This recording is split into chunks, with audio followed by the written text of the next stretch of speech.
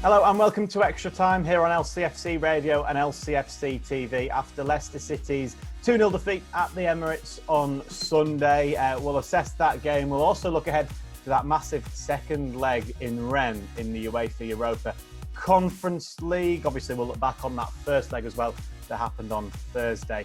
Tony Cottee, Gerry, Taggart and Iwan Roberts are the guests for the show today. Tony, I gather you were in Spain last week, weren't you? Watching the Hammers. How was Sevilla? How was the trip in general? I had a busy week, Dan. I flew out to Sevilla Thursday morning. It's a wonderful city, really is. I had a great time over there. Obviously, a slightly disappointing result for West Ham in terms of losing the game, but it's not from the point of view they're still in it for the second leg. So there's a big game coming up at the London Stadium on Thursday this week, same as Leicester playing in Europe. And of course, I was at the London Stadium yesterday to watch them beat Villa 2-1. So it's been a busy few days then, just trying to calm down a little bit. Ewan, there's no need to ask you where you were at the weekend. We know where you were. You were at the Emirates for us on co-commentary duty. Didn't quite bring the look that you brought when it was Brentford away, but I'm sure we'll have you back again, or Matt Elliott will certainly have you back again to cover it. Did you enjoy it? Did you enjoy the Emirates? I did. I mean, you can never not enjoy going to a stadium like that, Dan. I hadn't been for a good few years. I did enjoy the journey home. The M11 was closed, so it took me 3 hours to get back, and that meant missing Peaky Blinders. So I'm going to have to catch up with that this week. Yeah, there's an easy catch up on the iPlayer, Ewan. I'm sure that'll be fine. But Matt Elliott, I'm sure his heart bleeds for you with that trip back with the M11 closed and everything. I'll be sure to pass that on to him, Ewan. Finally, Gerry, Taggart. Obviously, you were on Zoom with us, so you've had a nice weekend at home, really. Yeah, I wouldn't say it's been nice. It's I don't like being cooped up in the house for too long, as you probably will.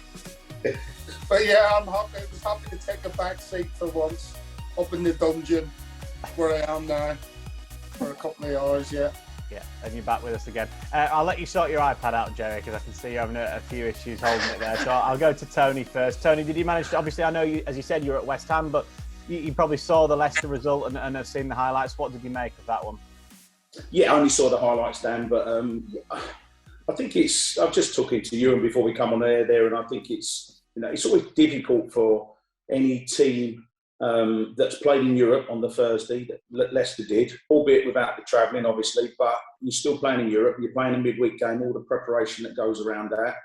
And you then factor in the injuries that we all know, and we've spoke about so much this season with Leicester and that, and then you're going to, what is probably at the moment one of the toughest places to go to, because Arsenal, after a dreadful start, to be fair to Mikel Arteta, he's got them back playing. He's got them playing some really good football. The clips I saw, some of their one-touch and passing and movement was incredible yesterday. So it was always going to be a difficult game for Leicester. 2-0 is obviously a disappointing result in terms of losing the game. But it's you have to put it in perspective, and you've got to accept that it was against an informed Arsenal team. So disappointing result, but there's always some pluses to take out of it, I feel. Yeah, Ewan, how did you see the game? Obviously, it is a little bit different when you're there and you're seeing it in the flesh. Arsenal looked quicker, looked sharper, stronger, looked as if they had more energy. And I was saying to TC, Dan, that had you turned up and you didn't have a clue what had happened last week, you would have guessed straight away which team had a week to prepare for the game and the team that had played on the Thursday night. It just... There's no disgrace in losing to Arsenal, especially at the Emirates. What's that? The ninth win at home in their last 11 Premier League games. They're in fine form. They've got pace in wide areas with Saka and Martinelli. Odegaard, he looks a top player. Lacazette, not that is prolific in front of goal, but he's always keeping defenders on his toes. The sad thing for me, and you look at how you try and expose if a team has got a weakness. Now Arsenal, they do concede goals, but Leicester only had that one real chance. Really, only made Ramsdale work that once with that header from Harvey Barnes. There was no lack of effort, Dan. There never is, but they looked sluggish yesterday, and I think you can only think with the amount of games that have been played recently, that tough game on Thursday night, and it was a tough game. You know, they had to work really hard to get that 2-0 win against Rennes, but they just fell short against a very, very good Arsenal team. We saw from the team news, Gerry, it was a little bit eyebrow raising, wasn't it? What Brendan Rodgers decided to do, and you kind of understand it, really. You get it that there is that massive second leg on Thursday. Maybe that is the priority. Yeah, maybe so. I think, you know, obviously when we seen the starting 11 yesterday, and you're thinking, wow, he's left a couple of main players out in that midfield area. Then I'm not saying Brendan had resigned himself to, you know, maybe taking a hit for this game. But as it panned out, you know, Iwan's described it perfectly there. They just didn't have that cutting edge yesterday when they needed it most. The best team won on the day. And rightly so, you know, looking forward to, you know, Thursday's game in Rennes, which, you know, we've all had an opinion on the game on Thursday night. But we've all got an opinion on what may happen this coming Thursday. But you have to be pretty sure that it's going to be another difficult game, or like a Rennes or a hard-working physical team. And that result, that great result last Thursday, was hard fought. That was a tough game for 90 minutes. And it's not going to be any different. And you know, you can see that Brendan Rodgers wants to go deep into this competition, this Europa Conference League competition. And maybe that was in the back of his mind when he picked that starting 11 yesterday. Yeah, I think I asked you just before we handed over to the commentary team. I said, what would be a good result for Leicester? And you said probably a draw. You'd have taken a draw at that stage, having seen the team and having talked about everything. Yeah, absolutely. You know, I mean, and again, you know, you listen to Iwan and TC talking, sometimes you've got to resign yourself to the fact that when you go to the Emirates, an informed Arsenal team, it's going to be tough. You know, they're a decent outfit, very good outfit, in fact. And they've got, but I think the most disappointing thing about yesterday was Arsenal didn't score from open play. It was, you know, a set piece again, and then obviously the penalty. You know, we can talk about that later on or whatever, but for all Arsenal's good play and whatever, it was just pressure that told in the end that led to one or two minor mistakes, or whatever you want to call them, that led to Arsenal's goals. And that tells me that somewhere along the line there's a little bit of fatigue, which is understandable after what they went through on Thursday night, and yet you have to take that into consideration. I know people say, well, West Ham went to Seville, and that was a tough game for them, and then they came back to the London Stadium and won their game yesterday. But you're going to the Emirates, an informed Arsenal team, and when you actually analyse both the goals conceded, then you realise that you know, it was just a bit of minor fatigue, no cutting edge at the other end of the pitch. That was the difference. Yeah, as soon as Gerry said the word fatigue, Iwan, I think you and I both thought the same thing. I was about to then come to you and say that's understandable. Gerry himself said it's understandable. The fatigue is there at Leicester at the minute. Yeah, and if you look at the players that came in, I thought Ricardo struggled. You know, and there's reasons for that. I thought he found it hard against Martinelli. I thought Mendy came in and did well, to be fair. I thought he, in the first half, he got himself in some really good defensive positions, got some really good blocks in on shots on goal. You know, won his tackles, kept things simple, kept things moving. I thought he did quite well. I thought Kelechi really struggled. You know, he's given an opportunity after coming off the bench twice and creating an impact. But I thought he struggled yesterday. But and I mentioned it yesterday. You look at that Arsenal side, and they are really playing well. You know, Arteta's really got them firing on all cylinders. They're a young side. I think, was it 7 of their players were 24 or younger. There's a youthfulness about them. They're a confident team, and it was never going to be easy down there. You know, Leicester haven't got the best record away in the Premier League at Arsenal. I think they've only won once now in 16 appearances. So that tells you something, that they've always found it hard travelling to to North London, and maybe they had not one eye on what's coming up on Thursday night, because that is the best chance of silverware now. It is a major European competition. It is the best way for the club to once again get through into the Europa League next season. And sometimes you've got to hold your hands up. Yeah, for all, and I look back at that Leeds game, and I think Kasper had to work harder against Leeds than he did yesterday. You know, for all their possession, for all their good play, he only had a couple of saves to make against us. I thought Leicester defended really, really well again. But as Tag said, 2 set pieces, poor corner. When you think they only had 2 corners, Arsenal, yesterday, and they scored from 1. So that leaves you slightly disappointed once again. But you move on. You can't dwell. You can't deep think about things. Beaten by a very, very good team. It's simple as that. Yeah, Ewan brought up that record, Tony, away at Arsenal. It's 1 Premier League win away at Arsenal.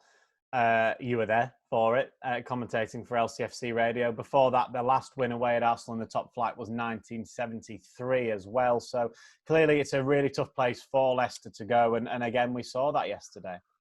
It's always been one of them games, I think, for Leicester, Dan, always a tough place to go, whether it was Highbury in the old days or the Emirates. I remember we was leading there 1-1, and then Frank Sinclair got one of his special own goals. We ended up losing. So yeah, it's a difficult place to go to.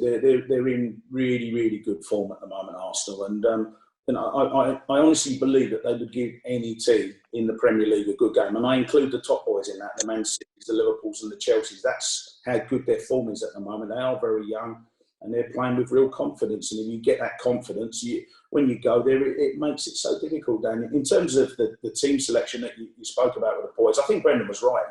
You have to try and protect some of the players, the likes of Tielemans, the likes of Ndidi, on the bench. They was obviously fit to play, otherwise they wouldn't have been on the bench, but you know, you've got to have one eye on Thursday night. And you look at where Leicester are at the moment. They've got 33 points in the Premier League.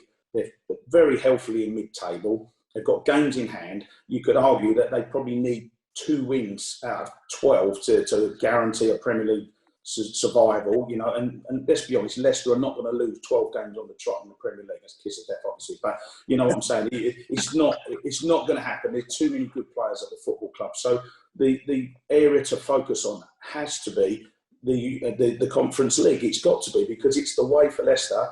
You get a nice cup run. The fans have enjoyed the travelling. They get to be a part of it. You can win a cup, and at the end of it, you can qualify for the Europa League for next season. And you know, with the league position at the moment, Leicester are not going to do that through their Premier League qualification. They're too far off the pace. So it's right to prioritise. But when you do that, as we've all spoke about, it makes it even more difficult to go and get a result at Arsenal.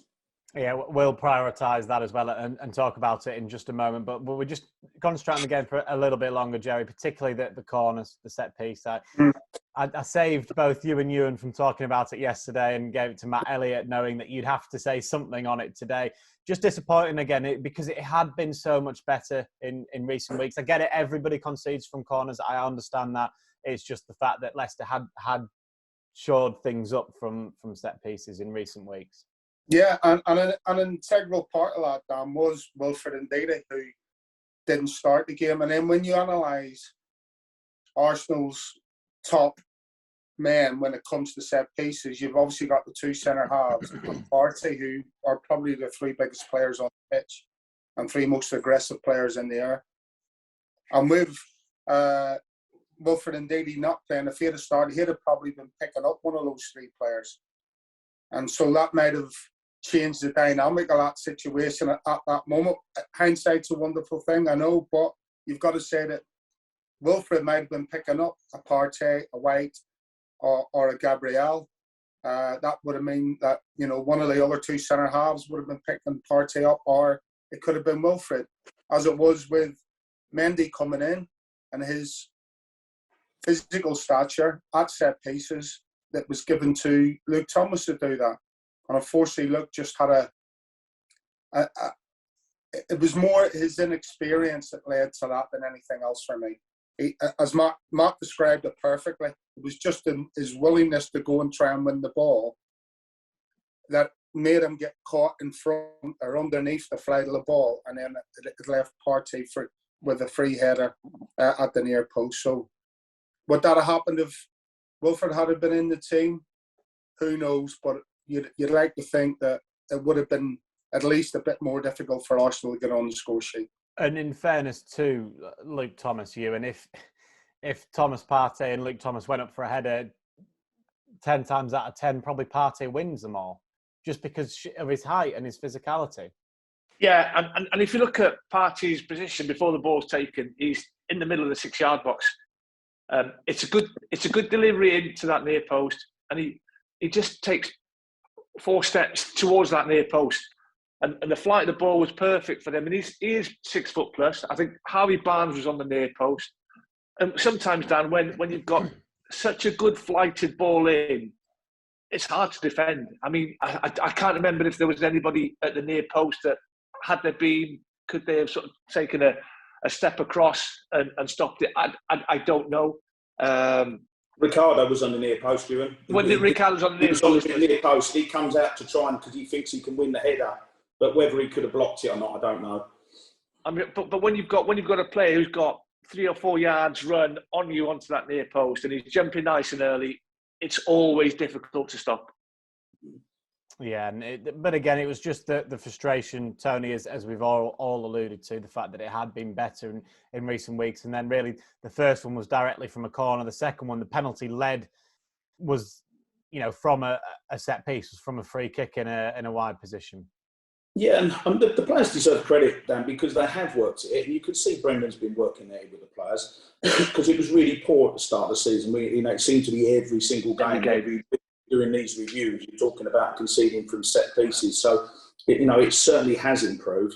I saw the interview Brendan did after the game, and he said he was disappointed with it. And he also said about players, you have to do your job, and that's the thing with a corner or a free kick, set piece, whatever it might be. Yeah, you have to do your job. And yes, it was a good ball in for the first goal, but you have to do your job. Whether that's a defender heading it away, Casper coming out to punch it, someone staying on the near post, staying with the runners. There's so many things. There's so much going on in a small space of time. But players have to do their jobs, and disappointing to concede. And then, of course, the penalty incident, once you do the review, once you see that the ball's changed flight, I don't think anyone can deny the fact that, Soyuncu had his hand up, it hit his hand. And when your hand's up there, they're going to give a penalty. I mean, the only thing that frustrates me with that is it's so inconsistent. You could do that one week and they'll say, oh, yeah, it was accidental, and they don't give a penalty. And then the following week, they'll say, oh, no, he meant to do it. And yet he's done the same as the guy did last week. So I think from the sort of the review, the VAR, the handball, the whole handball scenario as to whether it's a penalty or not, just be consistent. And if that's consistently bad, I'll accept that. But just be consistent, and that's what drives me mad. As much as I'd like to say it wasn't a penalty, I do feel it was. Gerry, what are your thoughts on the decision? I agree with Tony. Unfortunately, his hand is. I think again, you can try and understand why the hand was there, why Soyuncu's hand was up there, what he was actually trying to do. Was he trying to get his hand in the way to put it off, and then he realised, oh no, I best not, because it will go to VAR and they'll give a penalty, and then he tried to take his hand away, but he's definitely touched it. You can't really argue with that, Dan. And again, there's all different scenarios where, it's taken 3, 4, 5 minutes, however long it took to make that decision. But again, you could say that the Emirates effect, let's call it, might have had a part to play, where Arsenal at home, they're banging on about a penalty. Tony's right about the inconsistencies in VAR and penalty decisions that are being given or not given. Was this, when the referee goes over to the TV screen, is his mind already made up? Because he is effectively given the decision to make for himself. And then is that partly because he's at the Emirates? But when you say that, there's that one angle where it's pretty clear that the ball does move a different direction. And that tells me that he's touched it. Would Luke Thomas have cleared it if he hadn't touched it? Probably. But unfortunately for, Soyuncu, he's made that split-second decision. And in the end, that's what changes games of football, is that split-second decision-making. And unfortunately, it was the wrong one, and it was picked up on. Yeah, one point that we brought up in the studio, Ewan, when the game was going on, was that had that been at the other end, still at the Emirates, but Leicester attacking, would it still have been given? Would there have been a much furore around it? And listen, I'm not blaming Mikel Arteta in any way, because any manager would do it. When there's an angle where the referee's looking at the screen and you can see Arteta behind him just shouting at him, saying it's penalty, it's hit his hand. And again, I think Brendan Rodgers would do the same in the same situation, as would all 20 Premier League managers. But it's just frustrating to see that. And the fact that would Leicester have got that penalty at the Emirates yesterday? Dan, I don't think at the time the incident happened, not too many Arsenal players appealed. And that tells you a lot. And obviously, on the Arsenal bench, there'll be somebody looking back at that incident and would have said to Arteta, that looks as if it's come off his hand. He'd then get that message onto the pitch, and then you get the Arsenal players surrounding the referee, go and check VAR. I mean, I don't think it's intentional, I have to say. Yes, his arm is in an unnatural position. And, you couldn't see it in that split second when it happened in real time. You have to see it more than 5-6 times to see the slightest of touches coming off Sainchu's fingertips. And I think he's trying to take his arm away from the ball to make sure he doesn't hand it. But the ball's come too quickly. I think it's ball to hand, but as we've seen now, I think it's the rules that need changing. I think referees, they should be allowed to use common sense. But once the referee's gone over and had a look at the screen and seen the replay, once he's seen it hit the fingertips of Sainchu, it's going towards goal. I don't think he scores with a header, whether it's intentional or not. He's always, because of the rules, Dan, and I don't agree with him. I think he's always going to change his mind and point to the penalty spot. Ewan, one thing I was going to say, Ewan, with the VAR now, when the referee goes over to the side of the pitch, I don't think I've seen a referee go over and not give the decision that he's obviously been. So what is the point of the referee now going over to the screen? Because as soon as he goes over to the screen, we know he's giving a penalty. So you might as well just tell him to stand where he is and give a penalty. To me, it's a waste of time, and it's not. I know from an Arsenal fan's point of view, it's like, really, he's going over to the side of the pitch and that, and you know that he's going to give a penalty. But from a Leicester fan's point of view, those that have been at the Emirates, it's torture, because you know he's walking over and you know full well he's going to give a penalty. So what's the point? He's crazy. Yeah, I think one other thing I'm going to add as well is that there's all this talk of clear and obvious, Gerry. They had a lot of looks at that, a lot of looks at it. And does that not suggest, if you're looking for that long, that something isn't clear and obvious? Well, yeah. And I think this is where there's still an issue with VAR in general, and Tony's spoken about it, the inconsistencies. It's all down to individuals' interpretation. And then when an individual can't make his mind up, i.e. the VAR, he gets together with a referee and they're chatting down the airways to each other, going over looking at the screen, and they're both sort of chatting to each other while the referee's looking at the screen, and they come to a decision. Whether that was, like Ewan says, intentional or accidental, that's up to the VAR and the referee interpretation of what they say on the screen. That doesn't mean it's right, it doesn't mean it's wrong, it's just down to their interpretation. That is why there's still so many inconsistencies in VAR, because individuals are interpreting what they see on a TV screen differently to somebody else might do. And that's where the issues lie with me. Right, let's move on from that. Ewan, you said that Leicester's best chance or best opportunity was the Harvey Barnes header. Brilliant save from Ramsdale. Leicester fans, I think, and players are sick of the sight of him this season. He made some brilliant saves at King Power Stadium earlier on in the season as well. But that was a good save from the Harvey Barnes header. It was. I think it was a good height for him, in all honesty. But yeah, I think it's a good reaction save. He's a top keeper. I think he's the best keeper that England have got at the minute. I think he's a better keeper than Jordan Pickford. I think that was his 7th clean sheet in 13 home games now. So that tells you a lot. He's a confident young man.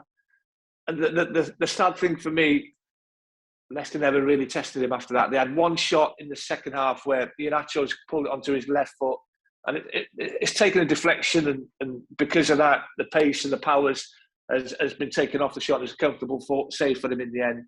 But when you think, Dan, before yesterday, Leicester had scored in all bar one of their Premier League away games this season. They hadn't scored at Anfield.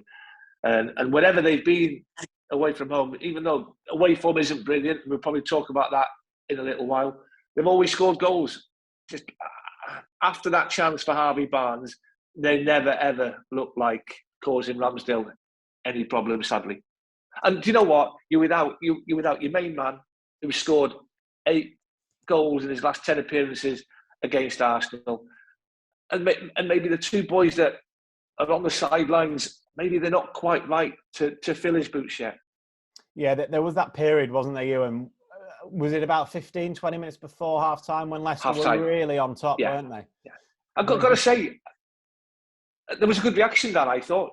After conceding that disappointing goal after the 11 minutes, for 20 minutes, the home team were on top, 25. And then Leicester got into it. They won the ball back nice and early. They put plenty of balls into that Arsenal penalty box, but there was no, and TC mentioned it earlier, you compare the attacking play that Arsenal had in the final third, the little 1-2s, the quick passing, the good movement. We never really had that yesterday.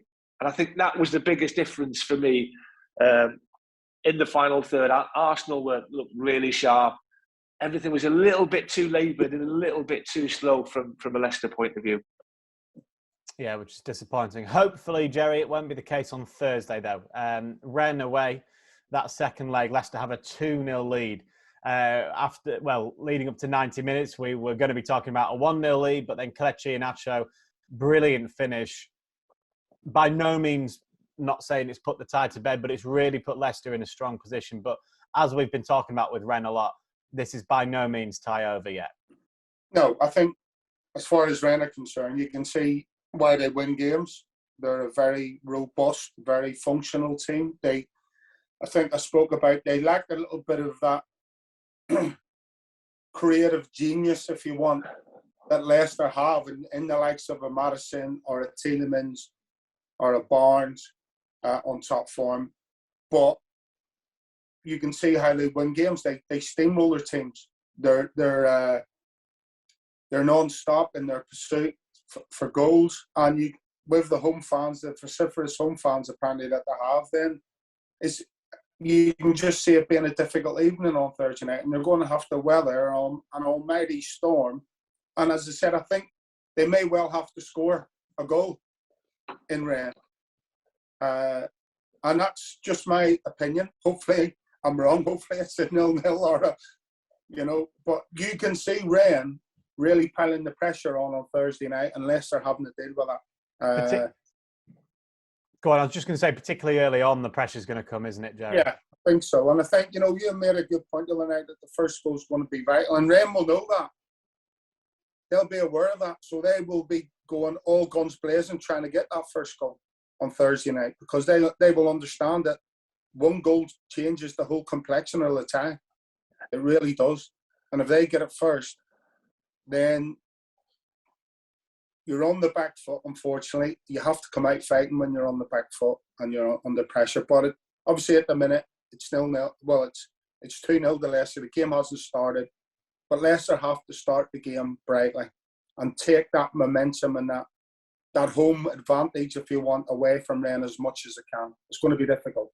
Yeah, I guess West Ham almost, Tony, are in a completely different position, aren't they? They need to be the ones like Rennes to come from behind. They've obviously only got one goal to do it, but so I guess you can see it almost from both sides. But from a Leicester point of view, they do need to silence Rennes early, don't they, in the tie? Whether that is just keeping it tight for 10, 15 minutes, keeping the ball, making sure they don't have many chances, because by all accounts, it's an incredibly vociferous home crowd over there at Rennes. Yeah, you would expect that. It will certainly be like that at West Ham when they play Sevilla on Thursday, and you know that Leicester are going to get exactly the same treatment when they go to Rennes. I think what's interesting for me, Dan, is like they've taken the away goals rule out, haven't they, this season? And I'm trying to look at it from Leicester's point of view because, in normal circumstances, you win that game. It's great to score in injury time, etc., to get that second goal. You'd then be sitting in the dressing room saying, well, they haven't got an away goal. And then you would then know that when you're going out to Rennes, that if you can get the one goal, then you know that the Rennes have got to get 4, haven't they, to get through. Mm-hmm. So I'm trying to work out the reasoning behind it. The reasoning they changed it, which was, I think it was in the 1960s or 70s or something, because there was too many teams away from home were playing defensive football, and there was no incentive to go and get an away goal. And I know the rules have changed, and they can't change the rules, but it doesn't really help Leicester, is what I'm trying to say. Because, they're going to go out there and there's no incentive for them to go and get an away goal. The only thing is to make sure that if you're going to lose the game, you lose it 1-0 and you go through. So it'll be interesting. But in terms of the atmosphere in the crowd, European nights, it doesn't matter whether you play a team that's got 5,000 people or Barcelona got 90,000 people, an away game is going to be hostile. They're going to be singing. I mean, the atmosphere in Sevilla the other night was amazing. And that's what Leicester are going to have to face up to against Rennes. They will make it hard for Leicester, but I think we will see Brendan. He'll revert to the team that he probably played, or very similar to the team that played on Thursday night, and put your best team out. Just go and get the result, do a professional job, come home on the plane, and see who you get in the next round. Yeah, how do you see it going, Ewan? I agree with Tags. I think Leicester will have to score. Rennes are a very good home side. You mentioned it yesterday. Yesterday, I think they've won their last 5 home games, conceding 1 goal. They've scored in all but 1 of their home games this season. They had a great win away from home to Lyon yesterday, 4-2, having been 4-0 up. There'll be no surprises, and the lads won't be surprised. They're going to come flying out for the first 15, 20 minutes. They're going to try and get that early goal. But, by doing that, because that's what they did on Thursday, to be fair, they started the game ever so well then. They're 4-4-2. They've got 2 quick wingers. We know the full-backs are gonna bomb forward, especially the left back. I think once again, Harvey Barnes can have a field day against their right back, Traore, who really, really struggled. And I said to you yesterday, because of the quality that Leicester have, I can't see them going to Rennes and not scoring. I mean, if they can get that first goal, then it probably puts the tie to bed. But, I was mentioning Leicester's away form this season. It hasn't been great. Yesterday was their 5th defeat in their last 6 away from home in the Premier League. They've only won 2 of their last 12 away games. I think 1 clean sheet in their last 20 away from home in the Premier League. So those sort of stats tell you that Leicester will have to score on Thursday night. What will yesterday's result, Ewan, do you think? Because we talked before the game yesterday about the momentum that Leicester had clearly got. That would have been 5 wins in a row had they won yesterday. So is that is Brendan Rodgers almost going to say, don't worry almost what happened on Sunday? And Dan, you've got to, you can't dwell on things. I'm sure they'll speak about it. I'm sure they'll speak about what they could have done better, what they should have done better. I'm sure they'll speak about the goals, but you can't dwell on what's happened 24 hours ago. That's gone. You can't impact that. What you can impact, what you can improve on, is your next game. What you can focus on. You can't focus on what's happened against a good side, because you've got a massive game coming up on Thursday night. You can't have distractions. You know what you're up against. You know the team that you're going to be facing on Thursday, and you've given yourselves an absolutely great chance with that 91st minute goal from Taggart. I mean, there's a big difference, Dan, between going into a second tie 1-0 up, and can you imagine how they must have felt after the game? 1-0, they've done well, they've taken a couple of chances. Even though, Kasper didn't have too much to do, but then they concede in the 91st, 92nd minute. I can imagine that away team dressing room at the King Power would have been as flat as a pancake after the game. But they would have got that disappointment out of their system by Thursday, and they will still believe that they've got enough to beat Leicester. Yeah, polar opposite results really, as Ewan's referenced, Gerry, for Rennes and Leicester this weekend, with with Rennes. That was almost like a Champions League shootout in a way. Lyon were just behind Rennes in the race for the top 3 over in France. I think they were 3 points behind, so had they won that, they'd have gone level.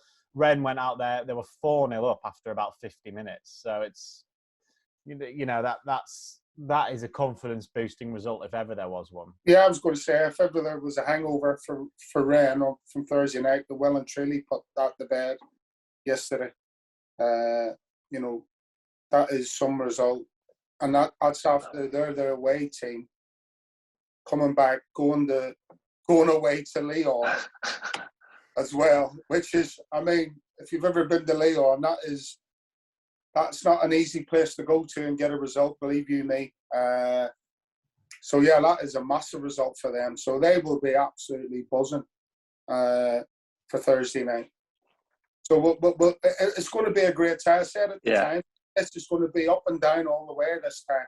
And Leicester, in all fairness, to get that 2-goal advantage, I mean, that is massive, absolutely massive for them. And probably more than what they probably expected as the way the game panned out on the night. So yeah, it's going to be another ding-dong tie on Thursday night. I really believe that. I think Leicester are going to have to, withstand a bit of a storm from Rennes, but we've spoken about they've got players in the team that can take the sting out of Rennes, and that's why I said if they get a goal, that hopefully will take a bit of sting out of Rennes and put them back on the back foot. We'll have to wait and see how they would respond to Leicester going ahead or scoring a goal or equalising even. But I think there's going to be a few goals either way in this one on Thursday. Yeah, what one thing is for certain, Tony, is that Rennes will believe that they can pull this off. There's no way they'll be going and just going through the motions.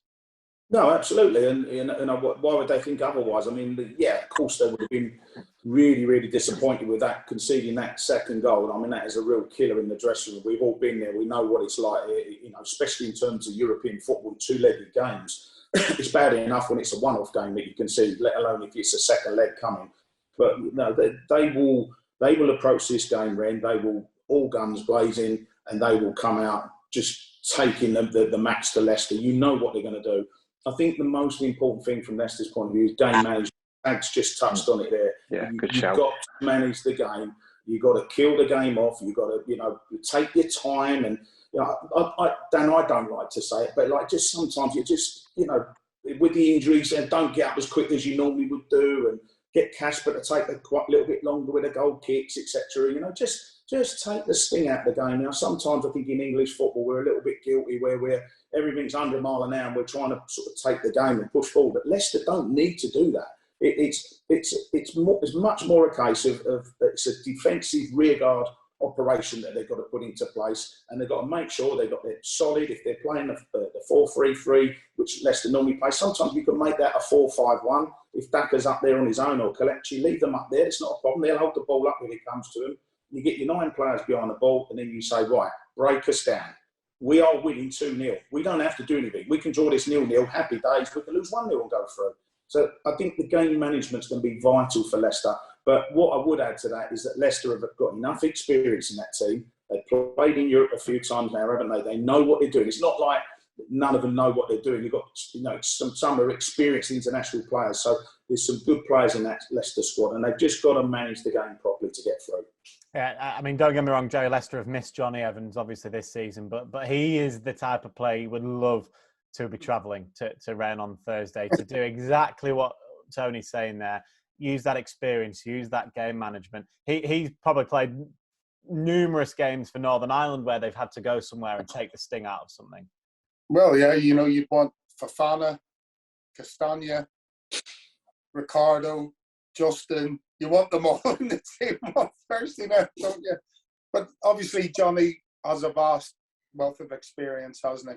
At international level, in European football, in football in general. And, when Tony mentions managing the game, then, I mean, I'm not saying players can crack under the pressure, but when you're playing in a place like Rennes with the fans, and the noise, I would assume, will be deafening on Thursday night, where you can barely hear you're speaking to your teammates. Then you need someone on the pitch who's just going to calm the situations down as and when they arise. And I suppose with the experience that Johnny has, and also backed up by Casper, Yuri Tielemans is another very, very experienced European campaigner as well, international, Wilfred as well. You need those players who have the vast majority of the experience in the side to just manage the other less experienced players in the team to get you through this time. It is an exciting one, Ewan. I know you're working with us, aren't you, via Zoom? So one I'm sure that you're looking forward to. You can't help but look forward to these types of games. Two very, very good sides, two very attacking sides. I think TC is spot on with the game management comment that he made. It's all about Leicester dropping that tempo, playing at their pace, slowing things down, taking their times with every throw-in, every free kick, every set piece. And just trying to kill that momentum that then will come out. And Brendan knows. Brendan's vastly experienced. He will have faced plenty of sides like this and plenty of occasions and nights like this.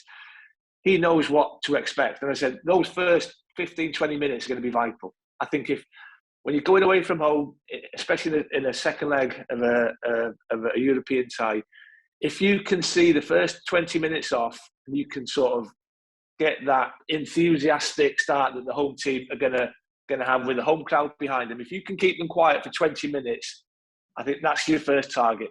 Shut up shop for 20 minutes and then build on that. And they're going to have to throw men forward. And by doing that, does that then give Leicester the opportunity to use the pace that they have in forward areas to go and score in the counter-attack.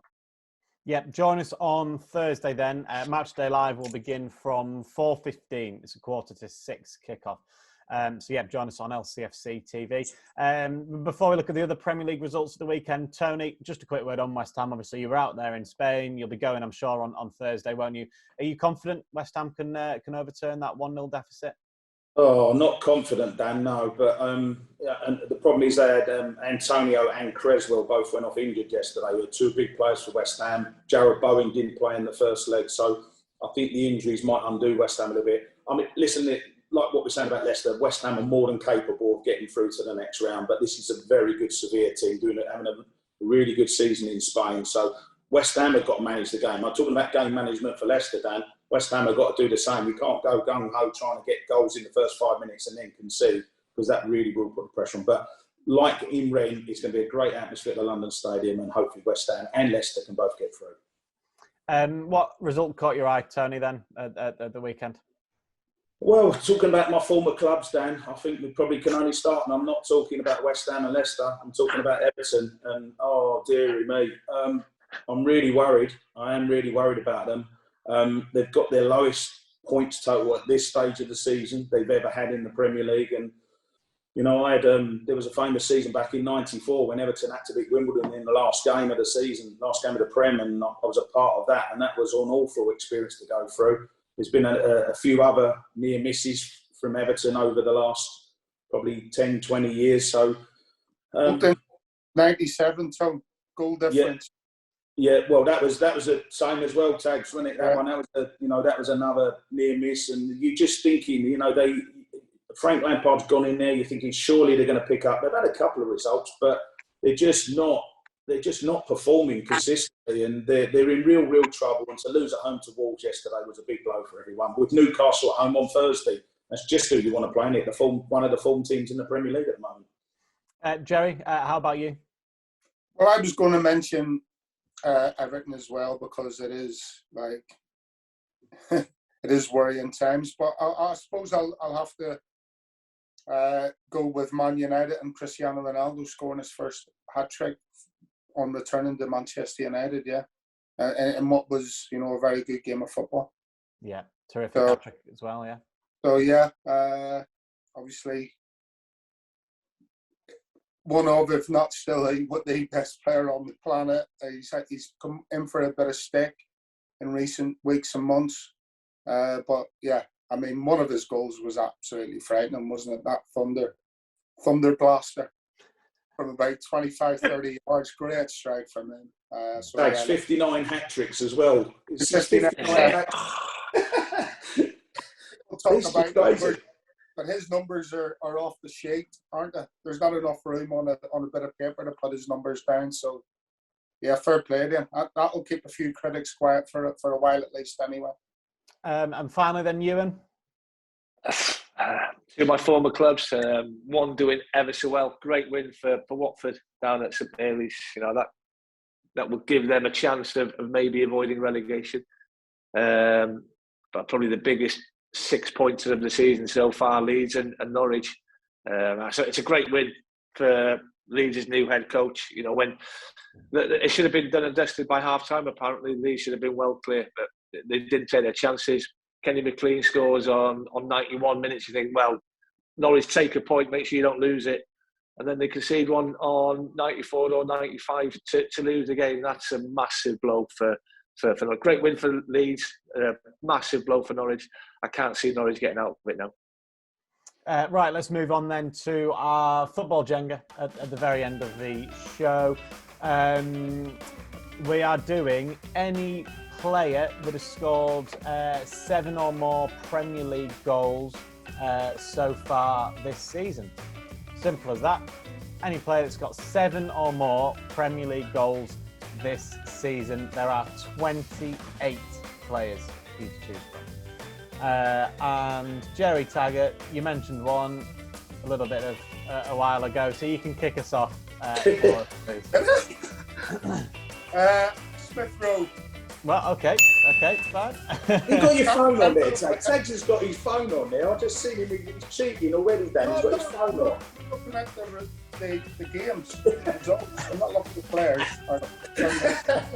Right. Tags, we both need help, don't worry about that. I'm just looking at the results, picking the game at the weekend. That's all. Right. I believe that. I believe you, Tags. So Gerry has said Emile Smith-Rowe. So Tony, you can go next for us. Mo Salah. Yeah. Ronaldo. There we go. That's what I thought you were going to say, Gerry. All right. Saka. Jota at Liverpool. Harry Kane. Jimmy Vardy.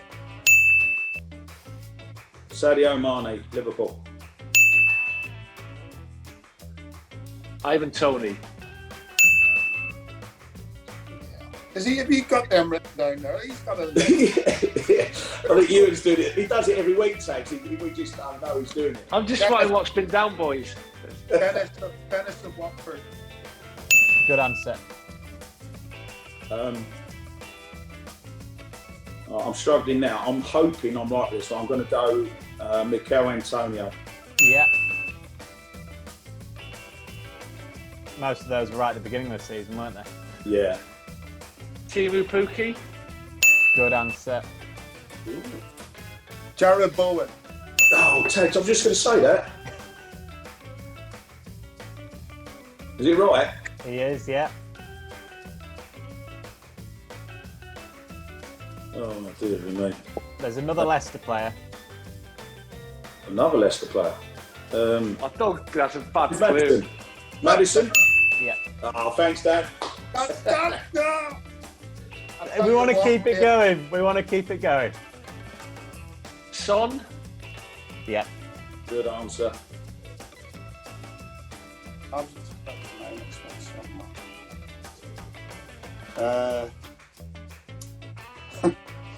What's his name? Mahrez. Yes, correct. Oh, I'm fishing around now, and I've just said how bad this season's been, but I know he scored a few. Richarlison, but I'm not sure it's right. No, afraid not. So that's Tony gone. So it's Ewan versus Gerry.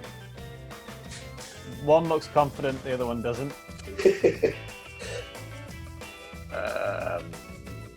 Gonna go with Rodrigo. No. Oh, Tags, the other one. Gerry, Taggart to get it, to win it. You've got 1, 2, 3, 4, 5, 6, 7, 8, 9, 10, 11, 12 possible answers. What do you call the other guy for Leeds? Rafinha. Correct. Yes, thanks. You and Robert. You got your phone. Look, you got your phone in your hand. No, I You got said your- that, I said, Ewan, put your I phone. didn't Put your phone away. Put your phone away. Look, seriously. Oh, Yeah, well done, Gerry. Well done, yeah, Rafinha. what the time are you using your phone? Ewan, seriously, you actually give me that player by saying Rodrigo from Leeds, and I was- the other He guy, was the one I was. He was the one I was thinking. I couldn't think of his name. Yeah, you've actually given me the answer. I just couldn't remember his name. Have we had a boom yet, Gerry? I don't think we have yet. There we go. There we go. Right, the players that you could have had, Tony and Ewan: Bernardo Silva, Bruno Fernandes, Shea Adams, Conor Gallagher, Kevin De Bruyne, Mason Mount, Neil Maupay, Ollie Watkins, Phil Foden, Raheem Sterling, and Wilfred Zaha. It's easy now. All right, between the three of you. That's poor. Yeah. That is poor. So many Man City players that. Doesn't matter now, though. There's only one winner. Ewan's unbeaten run comes to an end as well. Always lose to Tags. Always lose to Tags. It's pressure when Tags is on. Had to happen at some point, didn't it? All right, well, brilliant. Thank you to the three of you. Thanks to everyone that's listened in and watched along as well. Have a safe trip, a safe flight if you're heading out to Rennes, of course, this week for that second leg. If not, join us on Matchday Live. But yeah, brilliant. Thank you to the three of you. I hope you all have a brilliant week as well. See you later. Yeah, lads. Cheers, boys. Cheers, boys.